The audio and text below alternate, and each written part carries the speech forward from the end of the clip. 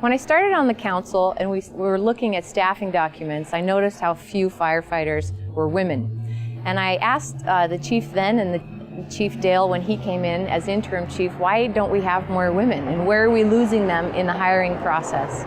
They were incredibly self-reflective. They came back and said, it's not that we're losing them in the hiring process, it's that they are not applying in the first place to any great number. And so we started to examine ways that we could engage women in the community and even young women in the community to start planting that seed that our fire department in Salt Lake City takes them seriously as candidates and that we want them to consider a career in the fire department. Yeah, I'm so impressed with the way the fire department embraced the opportunity to engage young women in Salt Lake City.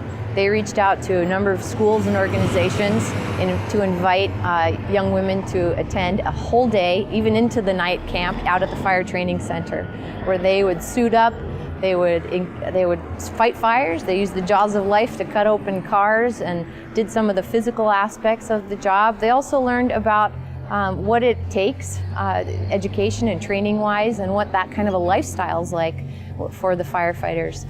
The women in our fire department were on hand that day to act as mentors and talk to them about what this kind of a job and lifestyle is. And I hope it had a great effect. When I met with those young women, they were having a great time. And the goal of this process for me was that they really think about a life in the fire department here with Salt Lake City in the future. Not necessarily right out of high school, but it's planting that seed that we take them seriously.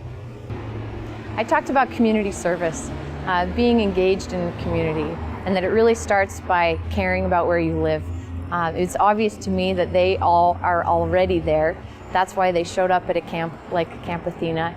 They're engaged kind of young women, and so they're already capable of being leaders in our community.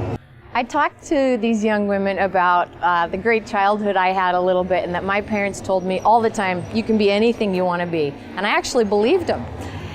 Then in looking back, there was a time in my life that I didn't believe them. And what I learned after I got through that somehow was that was the time in my life when I wasn't showing up and I wasn't stepping up. And I told them those are the two keys to a successful life that they're gonna love. Not just showing up, but being present when you show up. Stepping up, stepping into a place where you're willing to be awkward. You're willing to not know anyone else there. And that when you're doing that and you're open to that kind of an experience, you have the chance to transform. And that was, I hope, their experience in some small way at Camp Athena.